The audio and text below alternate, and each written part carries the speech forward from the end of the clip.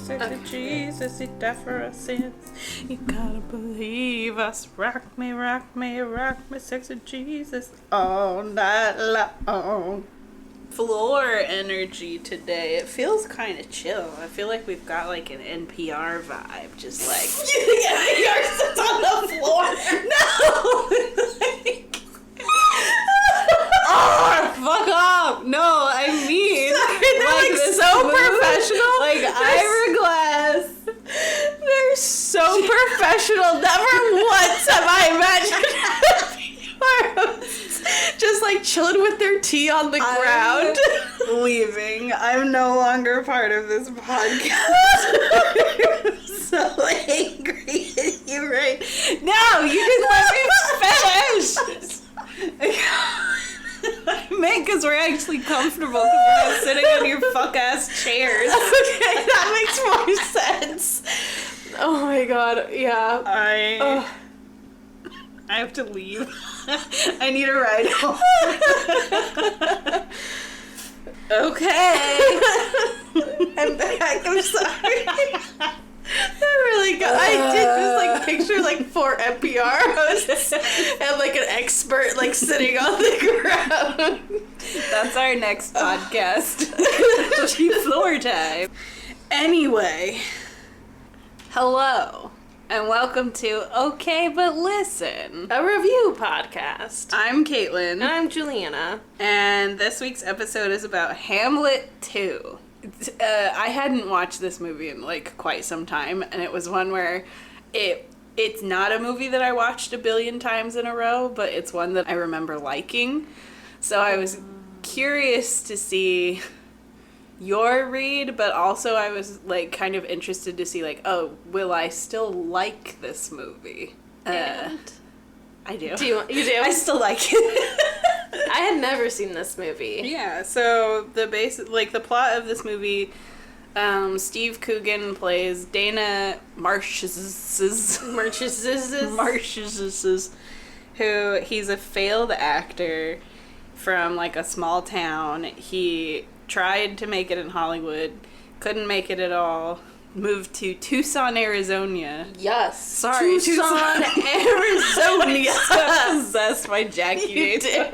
This is how we all talk in Tucson, Arizona. He moves to Arizona and is a drama teacher for this high school. His plays are terrible. He has 2 students.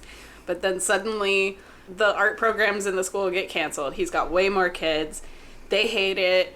Drama gets cut. And he has to, like, band his children together to, like, put on his magnum opus, his play, to try to convince people to fund drama and get it going again. And his play is insane. Hamlet 2. But I love his wife's reaction. She looks at the script and just immediately laughs. She's like, didn't everyone die in the first one? Yes. And it's one of my favorite quotes, too, where he just goes, I have a device. I feel like that's such a writer response where it's like, what is this fucking, like, isn't this whatever? And it's like, no, I have a device. Don't worry, that's the problem you're supposed to think of. Don't worry. This is the starting point. I've gotten it figured out. Give me your hot takes up at the top. It was fine. Yeah. It's definitely a movie that's like a spoof, and definitely a movie that's from the aughts. Yeah. Yep, that's my take. Okay. I really like this movie. The soundtrack is really funny. Some of the jokes really feel like they will go on too long. Like, a lot of the pratfalls with the roller skates, like, it stops being funny a few times. Yeah. This episode is going to be Kaitlyn's favorite way to antagonize film majors, is I take a movie that's kind of bad and read way too much into it and but that is the make it big. Point of the that's the whole point of the podcast. Yeah. Secretly, this is Kaitlyn being a dick to film majors. But I kind of liked, I liked him being bad because that's his thing where he has his speech where he has part of his mental breakdown where he's talking about He's a little boy from, what was it? It was like Manitoba. Yeah. And he's like, who dreams of acting, but can't do it very well. And I think that really sums up his character, where he has this passion and he recognizes that he's not good at it, but it doesn't stop him from trying. And the roller skating is a really good indication of that, where like he sucks. He, like, the whole opening of him, like montage of him going to work is him just constantly falling on the roller skates. Yeah. And I really like it because it kind of goes into this, like, his entire personality is he loves acting, he loves the theater, he loves, like, drama, but he's bad at it. But he's not gonna let it stop him. And it kind of veers into self-harm or, like, actively harmful stuff. Like, his relationship with his wife. His wife is so fucking mean. She's and so awful. Mean. Yeah. But he keeps it, and he... Well, I don't know if he notices she's mean. Because there's that one line where he's like, oh, I'm starting to think you're mean. Because she'll say a joke, and then she'll laugh. Or she'll say something mean, and then she laughs. Or she makes him the butt of the joke, and then goes, but I'm just joking. I mean, I married you. Like, she always saves it in a way that it is that pinnacle aughts thing of, like, man baby who somehow has done a moderately okay job. Yeah. Like, he is kind of, like, autistic a little bit in the way that he cannot read people. Yeah. He absolutely cannot read people. Oh, yeah. And having a wife who is just like, I'm saying something really mean to you, but in a funny way, and him just being like, oh, this is a joke, this is funny. Yeah, it takes his wife, like, telling him that she was cheating on him, the baby isn't his, she's moving away, for him to say, like, oh, I'm beginning to think you're not a very nice person. Yeah. And it's so sad because that, like, leads to him having his relapse because he's, like, 7 years sober. And then he goes on his, like, the fucking peach schnapps. Like, that's... I saw it. Oh. God, know anything but the schnapps. Yeah. But, like, I really enjoy him because he also, again, it's very aughts, but the quote-unquote ethnics that are his new students, and he keeps referencing, like, inspirational teacher movies. Like, he references Dead Poets Society. Yeah. He wants to be that teacher, and he kind of is in the end, but I think from the point of view where the students are like, this man is really pathetic. Yeah. But actually we kind of like acting now. Like, that's when they all are yelling at him, they're like, no, we want to do this play. Like, we've gotten this far and we like the play, we want to put it on. And he's just like, wow, I inspired you. And they're like, no, you really didn't. Yeah. I did like the students felt very much like they were doing their own thing and the play was a thing they were doing. Yeah. And, like, he didn't really have that big of an impact on their life. There was this interview with the director that I found, the writer-director, Andrew Fleming. He had this quote that I liked where he said, it's like this idea of a teacher who has this romantic idea of himself. He thinks he's an inspirational teacher, like he is seen in the movies, but he's really just kind of a boob. Yeah. That's very much like Dana in a nutshell, is he wants to be inspirational, but he's like not. Yeah, he's a boob. Yeah. He's silly and he's kind of sad, but he tries so hard. He is sad. I'm obsessed with the absolutely tiny little 9th grader who writes the reviews of his plays in the school paper. I love their relation. Like, it's funny, their little relationship. He's like, what do I do? Blah, blah. And he's having this, like, emotional moment. And the kid is just like, I have to go clean the hamster cages. Are you going to be okay? Yeah. I really was curious because, like, I kind of remember when this movie came out, it had the anatomy of an aughts comedy. Like, it had all the little pieces that would kind of make it do well during that time. Yeah. Did it do well? It was kind of mid. Like, it made back half of its budget. Ooh. But the interesting thing is, for every positive review, it got a negative review. So it really was, like, kind of straight down the middle almost, where, like, interesting. A lot of people really liked it, a lot of people didn't. I found this really interesting article. They were arguing for the fact that this should be a cult movie. Yeah. But it falls just a little bit short. Yeah. It was one of those ones where I'm like, okay, this felt like it should have been really funny in the aughts. It feels like it should have, like, really taken off. It's quotable. Yeah. It kind of has all the stuff, like, the race humor that was pretty popular then. It has, like, the commentary on religion in a funny way. It has, like, a lot of little things. It has some of that Napoleon Dynamite-esque awkwardness in it. There's a lot of stuff in it where I'm like, this really is of its time and it fits well in it. Yeah. But I don't remember it making a splash. Well, and I think part of it, too, is people couldn't really decide how offended they were supposed to be by it. The director talked about towing the line between irreverent comedy and offensive comedy, because he was like, we're not trying to outwardly offend people, but we're also, like, not being respectful. Like, we're just kind of making a comedy that we think is kind of funny. Maybe that's it. Like, it didn't really go far enough in any direction. Yeah, I agree with that. Yeah. I want to talk about the characters.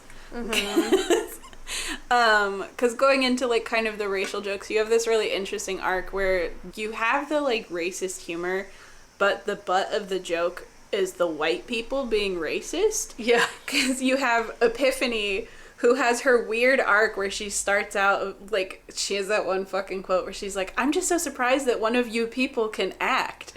And then gets the shit kicked out of her. Yeah. And then her going on, like, this wild, like, thing where she's speaking Spanish slang and she's, like, talking about stealing TVs. From white people. Like, stolen from white people, vato. And then, like, fully making out with, like, the one guy that has been calling her the whole time. She has that really weird arc. Yeah. And then I love the scene where Dana takes Octavio to his parents to, like, convince them to let him be in the play. Yes, I loved that. He goes in so ready to be like, you gangbangers, you're not gonna let him be in this thing. And his father's, like, 9 novels published and has, like, a PhD. And then his wife is, like, a painter with an exhibit in the Guggenheim. Like, their actual concern is, like, that the play is bad. Yeah, they're like, no, we're fine with him acting. Your play is just really bad, and we don't like it. Then he, like, pivots so hard where he's like, can I just get your notes? I'll clean out rain gutters, I'll do chores. And they're just like, no. What was his... I did laugh at that line. Oh my god, what did he say? You're a liar. Everybody has rain gutters. I thought that was really funny.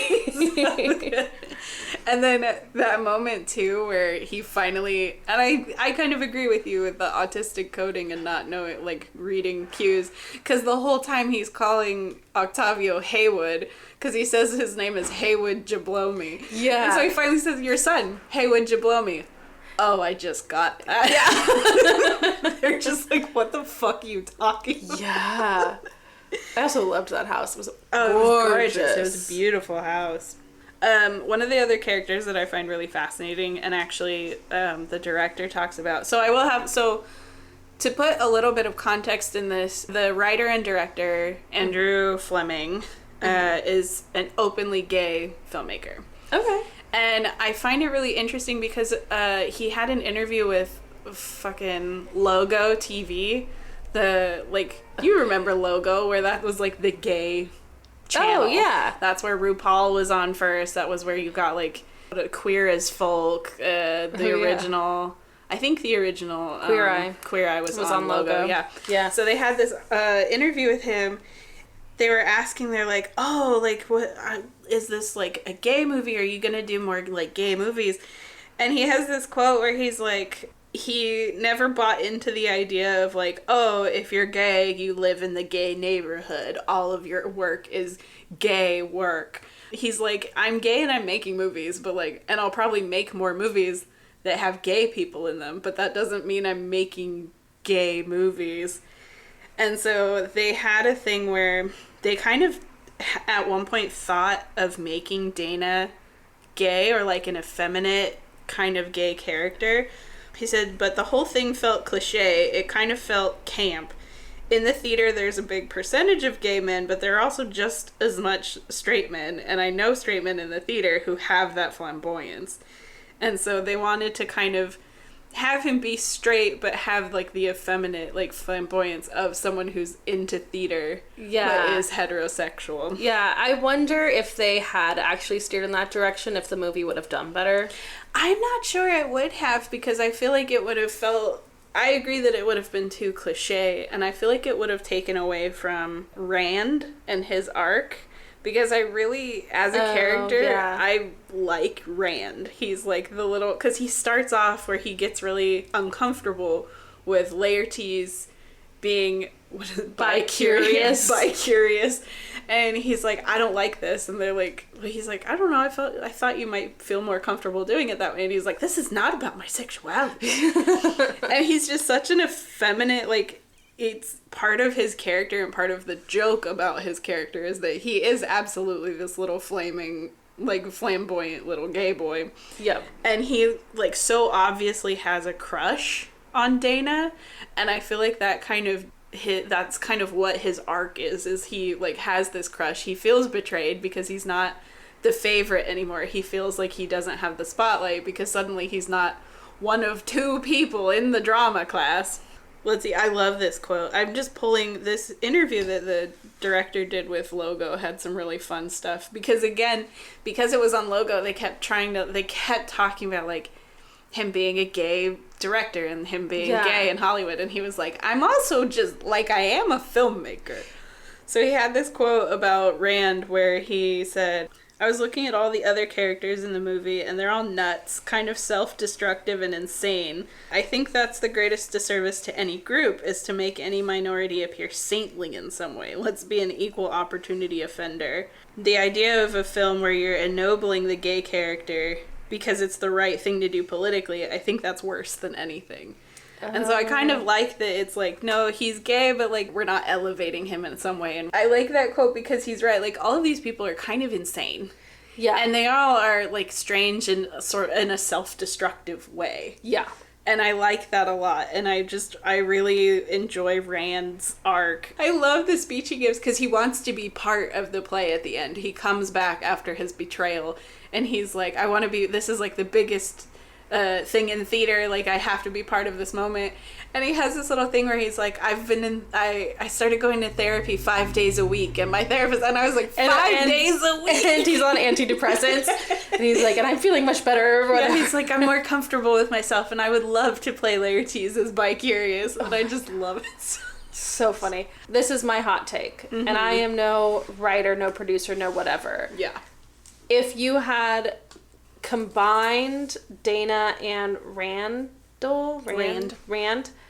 into one character and made that another layer to Dana's arc, I think that would have played funnier. Okay, I can kind of if, like, his wife leaving him was like, oh, because I'm gay, and then him becoming okay with being gay, and then maybe having a student who was comfortable being bi-curious or whatever they were saying. Yeah. That might have read better and been funnier, because then you have this, like, kind of closeted person pretending to be straight for half the movie, and that might have added to him instead of him reading as, like, a goofball who can't tell that the world around him is bad. See, and I kind of disagree with that, because I feel like Dana, like... The thing about Dana that makes him the most interesting is that he is, like, he makes you feel kind of sad for him. Like, he is a pathetic character. Yeah. And he tries and tries and tries.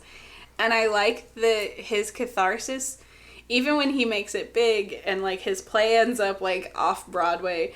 Yeah. It's not about him, and he's not the main character. And I really like that he's still kind of pathetic even in the end. Like, he's dangling from the wires at the end of the play, and the, like, guy from the New York Times is like, I really loved when Hamlet forgave his father, and he's just like, well, what about when I forgave my father? And there's, like, no, he doesn't say anything. It, like, cuts. Yeah.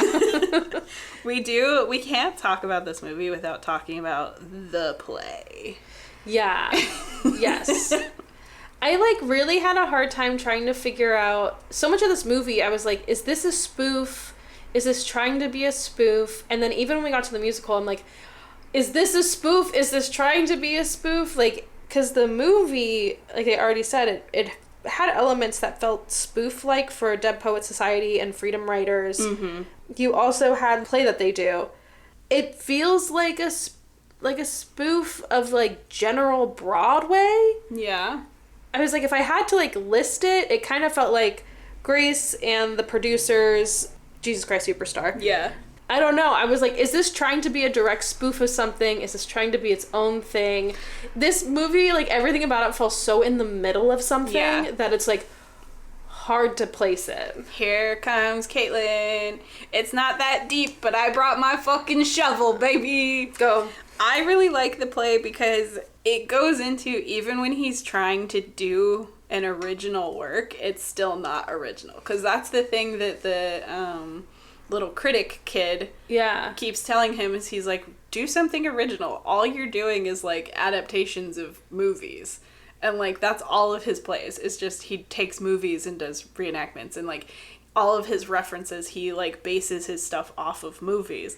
And so I really like the idea of his, like, quote-unquote original work still has all of these references to everything else. And it's still not a sequel. His original work is still a sequel. Yeah, it's not even original. And he keeps being like, it's about my relationship with my father. And it's like, okay, but you're taking something that's about a relationship with fathers and then just putting, like, a hand jive in the middle of it. Yep. I love the opening narration that's, like, so serious, and it's Steve Coogan doing his best, like, Jeremy Irons. Yeah, the opening was really funny. Yeah, over his, like, herpes commercials that he's done. Over and, his acting reel. His cameo on Xena. Mm-hmm. And I really enjoy it because he's a burnout and he's a failure. He said the idea of, like, wanting to take the tragedy out of a tragedy, I think, speaks a lot to his emotional state. Everyone dies at the end and he's like, well, what if they didn't? He calls his life a parody of a tragedy. That's what I was going to say. Yeah, it was kind of supposed to sum up the movie a little bit. It was a parody of a tragedy. Yeah. I love the idea of him, like, his original work isn't original and it says so much about him, but I feel like it works in his favor because everyone who's offended by the play is offended based on, like, the part of the play that they have, like, knowledge of. So, like, all of the Christian people are offended because he has the Sexy Jesus song, and, like, other people are offended because it's, like, a sequel that doesn't need to exist, and, like, I think it's so funny. And there's no plot. Like, we don't really get to see enough of the play. Plot. Yeah, well, it's like there's a time machine and they go back and they save everyone, but then you get, like, really weird scenes in the middle where, like, Albert Einstein is there for some reason and, like, Hillary Clinton is in the play and we never get to see her. And, like, I don't know, I just really enjoy the play itself because what you do get to see is so absurd that I feel like it's in the play and in the songs where you get, like, the most offensive humor that I feel like they could have had throughout the movie that would have elevated it. Because I think you're right. They don't lean hard enough into offensive or silly. They're kind of in the middle of the road with it. Yeah, they really walked that line. Yeah. The play was the best bit of it. Yeah. And it was really fun to see those kids. I don't know, the whole thing was really good fun. Actors. Yeah. And I love the little techie, like, the opening of the play being, like, almost like a art installation. Yeah. Like, that was super fun. The dude from the copy shop in his, like, armchair with his blunt. And he's, like, in the audience and he's like, yeah! Fuck yeah! I was like, oh, I'm that guy. It's so funny. Elizabeth Shue playing herself is amazing. Because she got out of acting, well, as her character in the movie, she's like, I got out of acting because I was tired of all the crap and whatever. And it's a really interesting kind of comparison to Dana, where she got out of acting because it was terrible and it made her feel bad and stuff. But she's a successful actress. Like, she has big things. Like, I love... she's in to, like, do the speaking to the kids, and they're like, who are you? And he's like, you couldn't even fucking Google her. What does he say? It's like, the one with the fucking horse. Well, I also thought, like, his first interaction with her also kind of summed up his character a lot. Shoo, shoo. Well, he, like, is not listening to a single word she's saying. No. And he even says, I'm not listening to you. I'm too excited. Mm-hmm. That scene, I think, was kind of fun and felt a little poignant in the way where she's like, yeah, acting sucks, and they're like, if you want me to talk to the kids about it, I'm going to talk about the self-loathing aspects of it, and the rejection aspects of it, and the things that made me want to leave it. And he's like, great, love that, do it! And, like, that just is something that I think probably actors have to deal with a lot. That felt like some of the stuff felt like it might have hit harder if I was in the industry. Yeah. I did love the bit where he, like, sits down to write it, and he's staring at his computer. Oh my god. And he just goes, writing's hard. The creative process. That's what writing is like. Him just, like, doing everything except writing. The part where the cat is, like, sitting on the printer, and he's like, what is your fucking problem, man? Do you want to get into the nitty-gritty? Yeah. So... this was written by Andrew Fleming and Pam Brady, and so Pam Brady, her big credit going into this movie, she had done Hot Rod, which came out the year before, okay, that Andy Samberg movie, but her big credit, she was one of the writers on South Park, Bigger, Longer, and Uncut, the movie.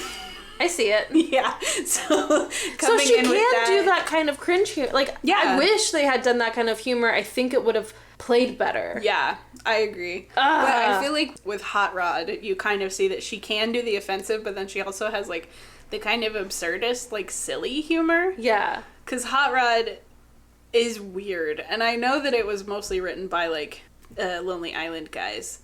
Yeah. But, like, her having that influence and having that other side. Because they're more absurdists than South Park, which is more offensive. So, Andrew Fleming, the director and, like, the main writer, this is, like, his movie. He's openly gay. After this came out, his next movie, I think, was Ideal Home, which is based on his own experiences of, like, raising a child with his husband. Oh. I told you off mic that you will never guess the film that he's best known for in 100,000 years. Is it a comedy or a drama? It's a horror film. Oh, well, I'm out. Guess what? No, we just saw it recently. Cabin? The Craft. No way. Oh, that's crazy. This man's one of his biggest movies is The Craft, which is insane. Which does have a full-on cult following. That's wild. So crazy to me that he did The Craft, and he did do the shitty Craft sequel also. Well, it just makes me kind of be like, oh, was something happening behind the scenes where they weren't able to lean into the type of humor they wanted to? Because both these people are able to do stuff that does well. Yeah. Well, it's interesting because, like, they actually didn't have to cut any crazy stuff, and they didn't have to worry too much because they went in knowing that they were going to get the R rating. So they didn't have to really, they were like, yeah, we can do an R rating, like, we can just do, like, whatever we wanted to do. But he said that they didn't really cut anything that for being, like, too crazy or offensive. Like, he mostly just cut out stuff. He called it the air between the interesting parts. So, like, what he left in is what he wanted in to fit the pacing that he wanted. And, like, the only stuff he really cut was just, like, the more boring, the more, like, the fluff, basically. It did have really good pacing. Yeah. It does move. Because all movies should be about 90 minutes. Nothing you gotta say is more important than that. Yeah. Cough, cough. Just saying. Dune, cough, cough. Fucking that Elvis movie that's 3 hours long. Oh my god, every movie's fucking 3 hours long these days. 3 hours longer than it needs to be. We should go back to film, so that way time is expensive again. Right. And so it's funny because in the beginning they have the narration and they talk about he went to the place where dreams die, which is Tucson, Arizona. Yep. So most that of the was film, funny. The film was shot in Albuquerque. Yep. Yeah. There's a huge tax break for movies to be filmed in New Mexico. Okay. Interesting. Yeah. It's weird. New Mexico has this thing of how they were almost California. So New Mexico almost was Silicon Valley, but they denied Apple's permit. Apple started in California. They were gonna be Hollywood, but then some deal again was really close. Weird. And then Hollywood, and they were like, cool, no, that's fine. We'll just really incentivize people to film here now. So, and like Las Vegas, where I was at in New Mexico, has like a historic downtown, and so I think like Longmire is filmed there. Okay. There's one area that's like green but plateauy that I would drive past and like see movies happening, but a lot of them are like international movies. Weird. But yeah, so it's filmed in Albuquerque. It was written on deadline, so they wanted to do like the festival circuit. So they like wrote the script, they shot it, and then they premiered the rough edit at Sundance in 2007. I don't know why I'm shocked this did the festival circuit, but I kind of am. Yeah, well, it doesn't feel like that kind of indie circuit. But it's low budget, I think, is the main thing, because the budget was like $9 million, which is pretty low. So here's the crazy thing. So it premiered at Sundance and like actually had a huge bidding war over it. A bunch of studios really wanted it, and so then Focus Features got it, and Focus Features also did Little Miss Sunshine. Oh, right. And this movie went for like almost a record amount. They bought it for $10 million. Holy moly. And it was really close to the record because Little Miss Sunshine actually was $10.5 million.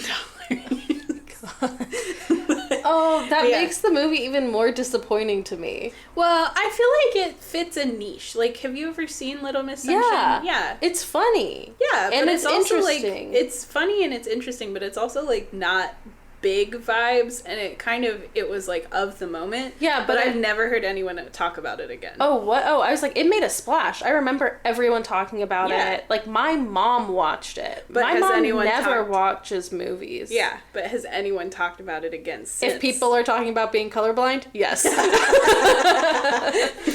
But not like Hamlet 2. I didn't hear any, like, I knew it was a movie. Yeah. It got a very limited, but like my mom didn't watch it. You know, kind of a limit. Well, I'm gonna say, based on what I know of your mom, that doesn't mean much. If she seeks out a film, that means it's made a big enough noise that she wants to watch it. Okay. And the fact that like she wanted to watch Little Miss Sunshine. Yeah. And she liked it, and I think she watched it twice. That's big versus like Hamlet 2. It's crazy to me that they went for about the same price. Yeah.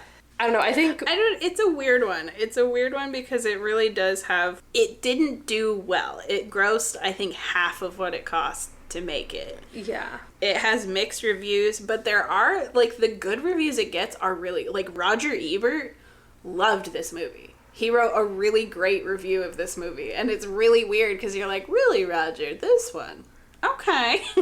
Well, it might speak to something. Yeah. Well, and it's on Rotten Tomatoes right now. I think it's at like a between 60 and 65%. That seems about right. Yeah. Like, it's not great, but it's solid. Like, it's a solid movie. It is one of those ones where, as I was watching it, I definitely was like, why didn't this do as well? Yeah. Like, it felt like it should have done better, but it also felt like it wasn't extreme enough to have stood out in the aughts. Yeah.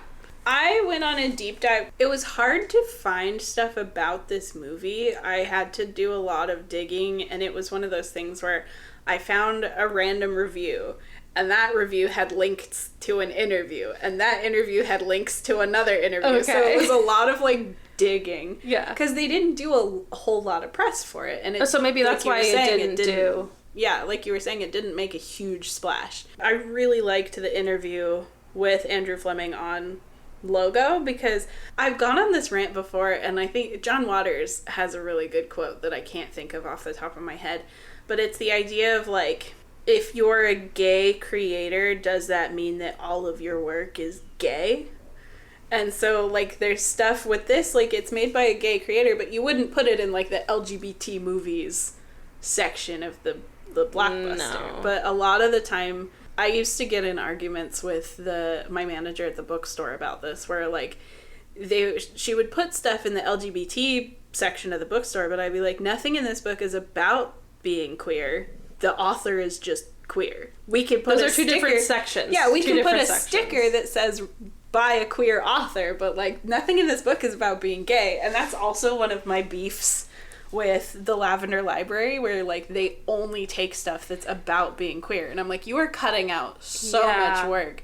I mean, you had that moment. Okay, we'll go on this tangent where we were at the Lavender Library at a crafternoon, and we were talking about what books we were reading, and I had just started A Court of Thorn and Roses, or I just started the second one, and I wanted to talk about it. And someone just straight up goes, well, is there a queer character in it? And I was like, well, not yet. And she goes, I only read books with gay protagonists. And I was like, okay, well, sorry you don't get to read this book then. End of conversation, it ended the conversation so quickly, and the thing that's so frustrating is one of the main characters 2 books later comes out. Yeah. But it's like a big hush-hush thing because they live in a community that is...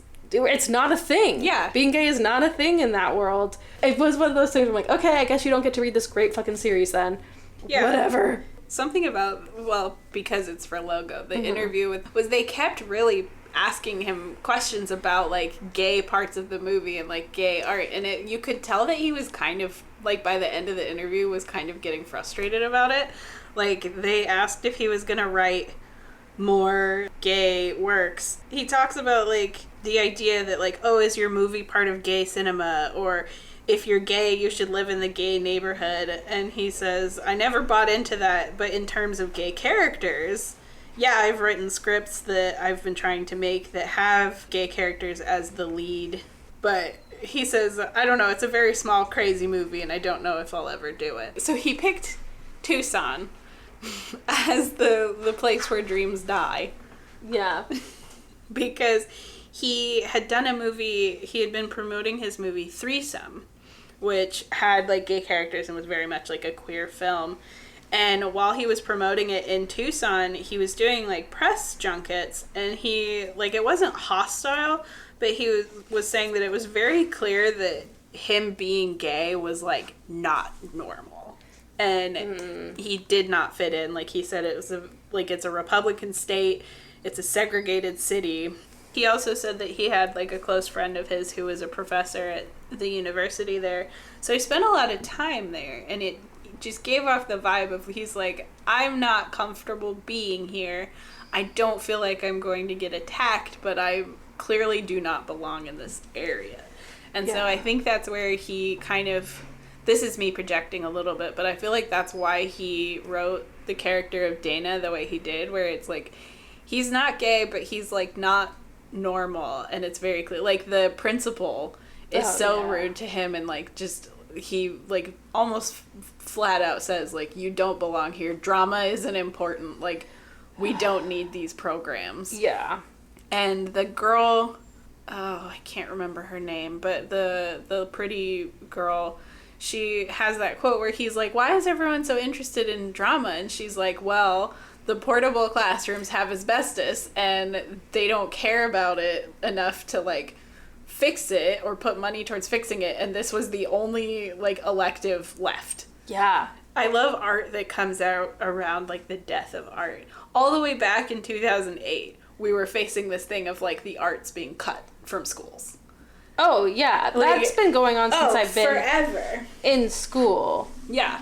I don't know. It stands out, and I think it's funny that... Well, they have that whole scene of the dramas getting cut because what good is it to us in front of the trophy case? Yeah, for all the sports. Yeah. Yeah, which I was liked like, it. Oh, that's a good placement for it. I did like that the whole thing was in a cafeteria, because The snackatorium, because at my high school it was the cafeteria that was the feeder. Started thinking about, and I don't know how relevant or how correct I am in this, but I think it's the difference between, like, amateur stuff, but then also, like, transformative works, because Peaches Christ, this drag queen from San Francisco, does these tours where she puts on what are literally just reenactments of movies, but, like, does so in a way that's just transformative enough that they can get away with, like, selling tickets, basically, but also, like, making it something that's her own. Like, I went to a bunch of them, but one of the ones that I'm thinking of right now is Legally Black. And It was just beat for beat Legally Blonde, but it had musical numbers, and also, like, Bob the Drag Queen played Elle Woods. And I love it because it's sort of, you're going to just watch, like, a movie, but it's different enough, and it makes it, like, its own kind of art piece. But there is a Legally Blonde musical. Yeah, but it was not that. Oh, cool. The musical number was halfway through. Bob the Drag Queen did Purse First. There's always a debate around the aspect of, like, transformative works, and I think it's easier to be like, oh, well, it's satire, so that's fine. But when you do, like, stuff like the Peaches Christ shows, where it's still, you're doing, like, you have pulled the script for the film. I think I don't know what you mean when you say transformative work. Oh, well, transformative works is a way to kind of get around copyright, where you're changing it just enough to make it your own work, but not... So it's not an adaptation. Yeah. It's something different. I think it's because I'm a fan fiction girly, but, like, it's a lot... Fan fiction qualifies as transformative works because you're not infringing on copyright, and you're not making money off of it. I think that's the main thing with fan fiction, is you're not making money off of it. It's a transformative work purely to make your own art based on other art. To bring it back to the movie that we're talking about, I feel like that's kind of what the play that he writes is. It's fan fiction. He's like, he is writing for the play. He's making it his own thing. He's adding his little musical numbers. But I like it because it's transformative, and it's also just like, it's one of those things where he's taking what he knows and putting it into something that applies to him, like that he can sort of map his own experiences onto. And that's why I think it's so silly that he's like, it's an original work about my relationship with my father, but it's like Hamlet and his relationship to his father, and Jesus and his relationship to his father. And you see, like, kind of the delusion that exists in his brain that he's comparing these, like, characters to himself. Yeah. Yeah. That's a good point. The songs kind of slap, though. The songs are very fun. The Rock Me Sexy Jesus. It's great. It's great. The one, it's so stupid. Every time I watch the gay men's chorus does that fucking Elton John song, fucking goosebumps every time. And I think it's so funny and it's so dumb, but it, like, really, it feels effective, especially because they're singing it. It's that song, and then you see, like, Hamlet is, like, saving his mother and saving, is it Ophelia? Yeah. The one who drowns. Yeah. And it's in slow motion. And so it just feels impactful, and it feels like, I think it's like the emotional high point of I think it's the strongest, because everyone talks about, like, oh, the scene where Hamlet forgave his father, but, like, the scene where he goes back and saves everyone, and he, like, has the fight with Laertes, and, like, it feels more impactful because it's, like, in slow motion with this emotional song, and it's the core of the film is taking the tragedy out of the tragedy. Yeah, I think that's something that's interesting and fun about art. It can just elicit an emotion out of you. Mm-hmm. Like, I'm such a sucker for musicals because the music cues you on how you're supposed to feel. Mm. And it doesn't matter how silly the song is, they play a certain motif and you're like, oh, this is a sad song. And you can, like, feel the sadness. Like, yeah. There is just some sort of underlying human reaction that happens. It is, like, the fun thing I think about people is the want to tell stories. And when people are not interested in telling stories or listening to stories, it just makes me be like, oh, what's up? Well, who hurt you? It sounds like such a dick thing to say. Like, we're getting into, like, us being, like, dicks at this point. But I agree. It's like there are people who want to tell stories.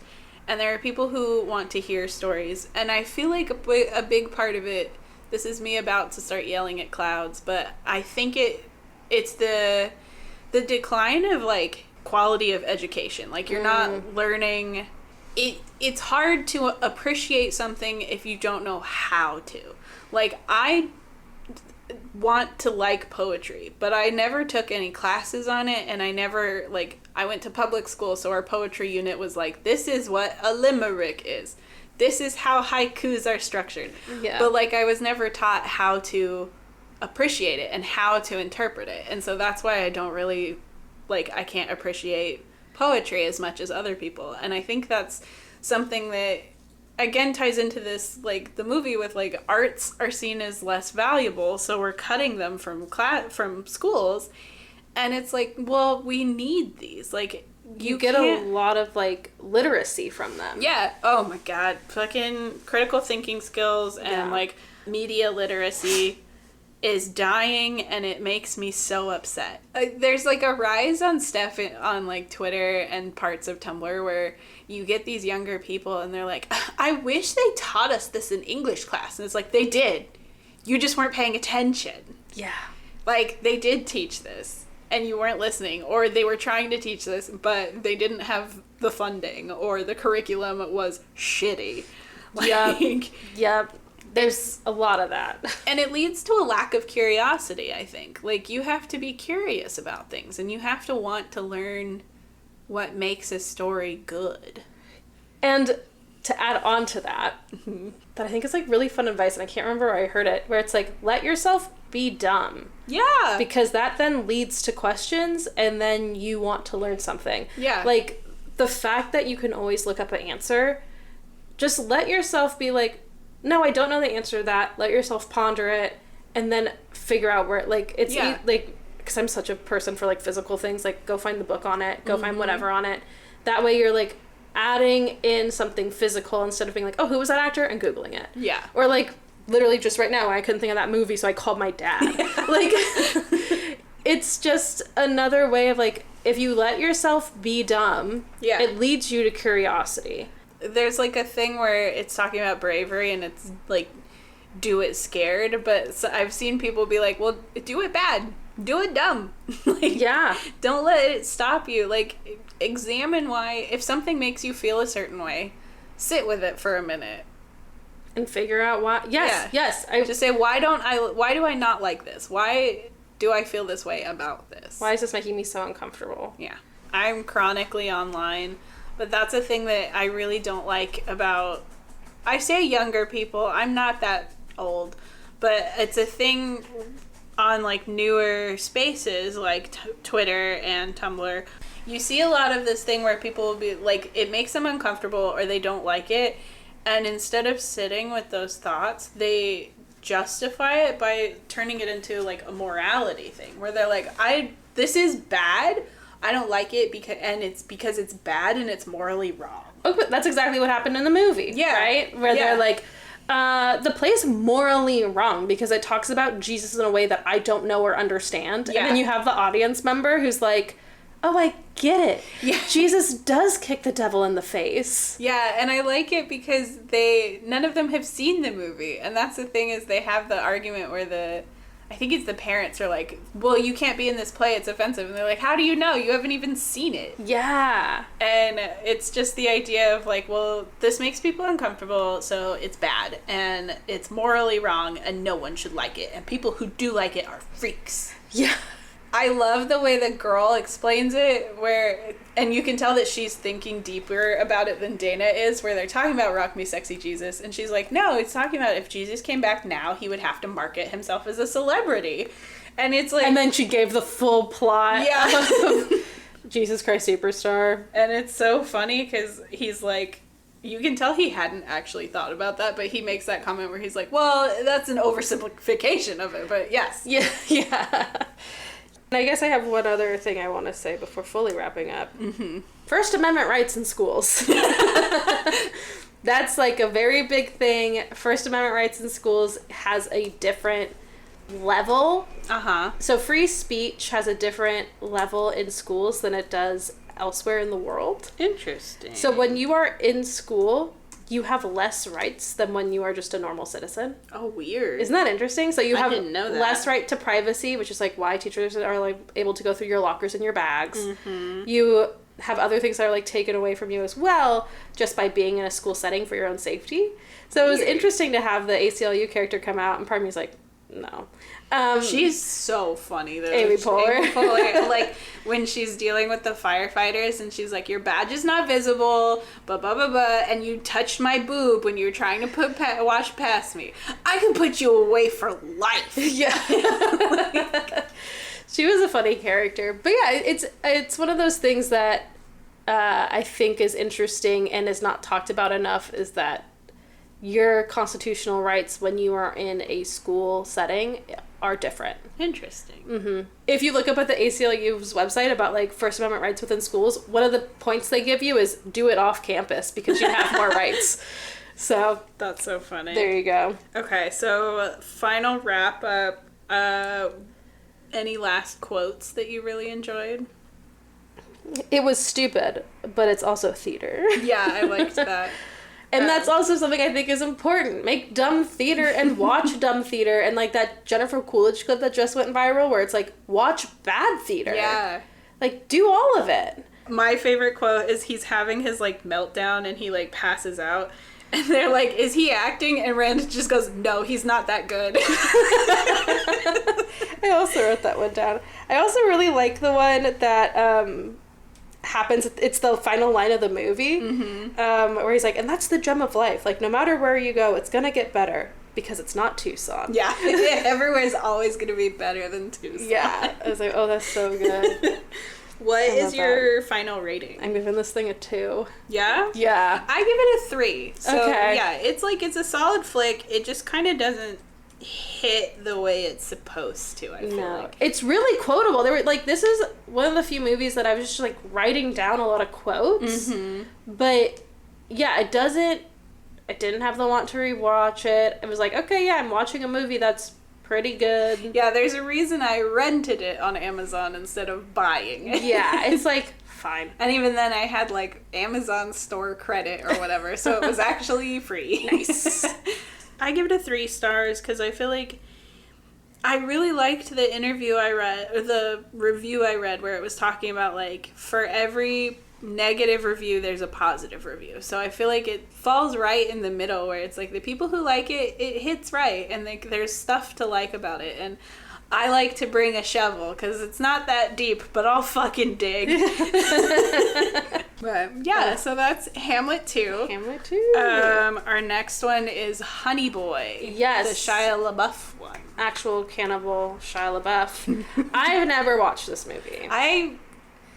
I feel like I watched, he has like a lot of these like genre, like these specific kinds of Shia LaBeouf movies, because I've seen Peanut Butter Falcon and I've seen American Honey, which he's in, but it's okay. Yeah, because Honey Boy is like all him, but yeah, I'm excited to see it.